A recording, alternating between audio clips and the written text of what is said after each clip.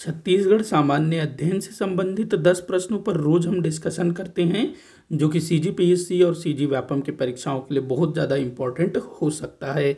तो देखते हैं आज का पहला क्वेश्चन। तो पहला क्वेश्चन है, गोधन न्याय योजना के संबंध में कौन से कथन सही है। तो गोधन न्याय योजना, जिसकी शुरुआत 20 जुलाई 2020 को हरेली अमावस्या के दिन हुआ था।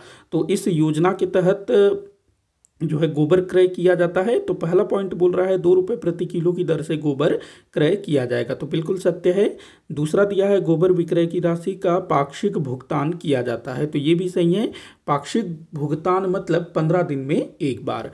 उस पर तीसरा दिया है, क्रय किए गए गोबर से वर्मी कंपोस्ट तैयार किया जाता है, तो ये भी सही है। तीनों कथन यहाँ पर सही होंगे, मतलब आपका आंसर होगा उपरोक्त सभी सही है। अगला क्वेश्चन देखते हैं, केंद्र सरकार द्वारा निम्न में से किन जिलों को LWE की श्रेणी में सम्मिलित किया गया है। LWE, इसका हिंदी में मतलब होता है उग्र वामपंथी विचारधारा। उग्र वामपंथी विचारधारा। तो यहाँ पर L का मतलब होता है लेफ्ट, W का मतलब होता है विंग, लेफ्ट विंग, और E का मतलब होता है extremism. Extremism, left wing extremism, मतलब कि उग्र वामपंथी विचारधारा।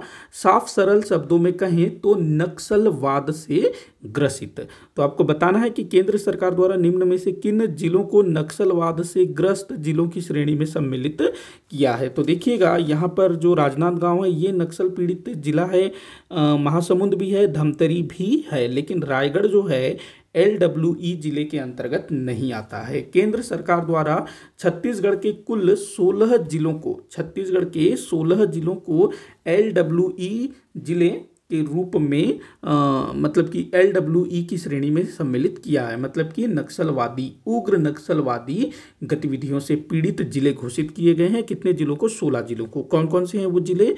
तो राजनांदगांव जिला है, महासमुंद जिला है, धमतरी जिला है, इसके बाद बालोद जिला है, सरगुजा है, बलरामपुर है, जसपुर है, कोरिया है, गरियाबंद है, धमतरी है, और बस्तर संभाग के सभी 7 जिले अर्थात बस्तर जिला, कोंडागांव जिला, नारायणपुर जिला, कांकेर जिला, बीजापुर जिला, दंतेवाड़ा जिला, सुकमा जिला, ये सभी 16 जिले LWE अर्थात नक्सलवादी गतिविधियों से ग्रसित जिले के रूप में चिन्हित किया गया है। बढ़ते हैं अगले क्वेश्चन की तरफ। अच्छा, यहाँ कूट बताना है आप लोग को, तो 1, 3, 4 ये जो है आपका आंसर होगा। 1, 3, 4 कहाँ गया ये।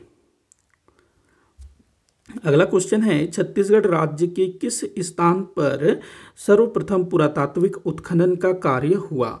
तो हमारे छत्तीसगढ़ के किस स्थान पर सबसे पहली बार पुरातात्विक उत्खनन का कार्य हुआ। जैसे कि सिंधु घाटी सभ्यता, वहाँ पर राखालदास बनर्जी, उसके बाद कौन थे, राखालदास बनर्जी हो गए, और राय बहादुर दयाराम साहनी, इन्होंने जो है पुरातात्विक उत्खनन का कार्य किया और जमीन के अंदर से एक पूरा का पूरा नगर बाहर निकाल लिया था ना उन्होंने। तो वैसे ही उत्खनन कार्य हमारे छत्तीसगढ़ के भी अनेक स्थानों पर हुए हैं और काफ़ी सारे पुरातात्विक सामग्री प्राप्त हुआ है।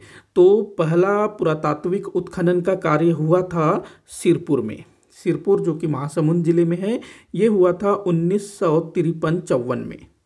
ध्यान रखेंगे, 1953-54 में हुआ था सिरपुर में, सिरपुर महासमुंद में प्रथम पुरातात्विक उत्खनन का कार्य। और इसको करने वाले जो अधिकारी थे उनका नाम था प्रोफेसर मोरेश्वर गंगाधर। मोरेश्वर, प्रोफेसर मोरेश्वर गंगाधर दीक्षित, इनके नेतृत्व में वर्ष 1953-54 में सिरपुर में उत्खनन कार्य आरंभ हुआ, जो कि हमारे छत्तीसगढ़ का प्रथम पुरातात्विक उत्खनन कार्य था। इसके बाद आगे चल करके 1954-55 फिर 55-56 में भी यहाँ पर उत्खनन का कार्य हुआ, मतलब कि 1953 से 1956 तक पुरातात्विक उत्खनन का कार्य सिरपुर में हुआ। और यहाँ से क्या क्या मिला भाई, तो शिव मंदिर प्राप्त हुआ, प्राचीन नगर प्राप्त हुआ, आनंद प्रभु कुटी विहार, स्वास्तिक विहार, और भी काफ़ी सारी चीज़ें यहाँ से प्राप्त हुई। ये जो सिरपुर है ये पांडु वंश के शासक महाशिवगुप्त बालार्जुन के समय प्रसिद्ध बौद्ध स्थल हुआ करता था, शिक्षा का केंद्र हुआ करता था। और यहाँ पर जो चीनी यात्री वेनसोंग है उसने भी यहाँ की यात्रा की थी। तो काफ़ी महत्वपूर्ण स्थल है सिरपुर। तो पहला उत्खनन छत्तीसगढ़ में सिरपुर में हुआ था।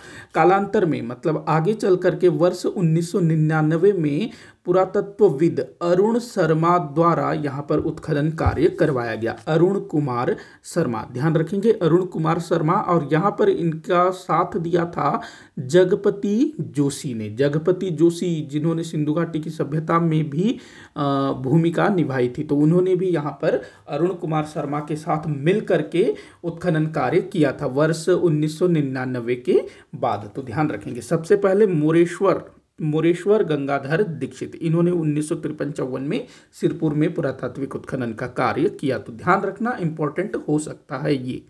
अगला क्वेश्चन है, किस पर्व को छेरता के नाम से भी जाना जाता है? तो छेरता, ये छेरछेरा को ही जो है छेरता के नाम से जाना जाता है। बहुत सारे स्थलों में छेरछेरा को छेरता कह दिया जाता है। अगला क्वेश्चन है, मडिया खोल या फिर मंदिप खोल नामक प्राकृतिक गुफा स्थित है। तो ये एक प्राकृतिक गुफा है, साथ ही साथ एक जल स्रोत भी है। तो इसका नाम जो है ना मडिया खोल, ये जो छत्तीसगढ़ राज्य हिंदी ग्रंथ अकादमी की पुस्तक है उसमें मडिया खोल मिला, और राजनांदगांव जिले के सरकारी वेबसाइट में मंदिप खोल मिला। तो इसका आंसर राजनांदगांव होगा। राजनांदगांव जिले में स्थित है मडिया खोल या फिर मंदिप खोल प्राकृतिक गुफा। अगला क्वेश्चन है, निम्न में से कौन दंडकारण्य पठार का भाग है? दंडकारण्य पठार हमारे छत्तीसगढ़ के दक्षिण में स्थित है, बस्तर संभाग में। तो अबूझमाड़ की पहाड़ियाँ, बस्तर पठार, कोटरी बेसिन, ये तीनों जो है दंडकारण्य पठार का हिस्सा है, लेकिन सोन बेसिन इसका हिस्सा नहीं है। तो 1, 2, 3 इसका आंसर होगा। 1, 2, 3 ये ब। अगला क्वेश्चन देखते हैं, सुमेलित करने को बोल रहा है, कर लेते हैं। तो एक तरफ जो है क्या है ये अभ्यारण्य, दूसरे तरफ जिला।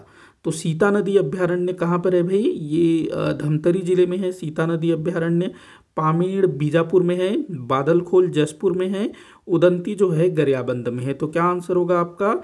4, उसके बाद 1, उसके बाद 2, उसके बाद 3। 4, 1, 2, 3 आपका आंसर होगा। 4, 1, 2, 3 ये। बढ़ते हैं अगले क्वेश्चन की तरफ। तो अगला क्वेश्चन दिया हुआ है, त्रिवेणी स्मारक कहाँ स्थित है? त्रिवेणी स्मारक हमारे छत्तीसगढ़ के 3 प्रसिद्ध साहित्यकारों को लेकर के त्रिवेणी स्मारक स्थापित किया गया है। और ये 3 साहित्यकार कौन कौन थे? तो पहले थे पद्मलाल पुन्नालाल बख्शी, दूसरे थे बलदेव प्रसाद मिश्र, और तीसरे थे गजानन माधव मुक्तिबोध। तो ये तीनों जो हैं बहुत बड़े साहित्यकार थे, और इनका संबंध छत्तीसगढ़ से था।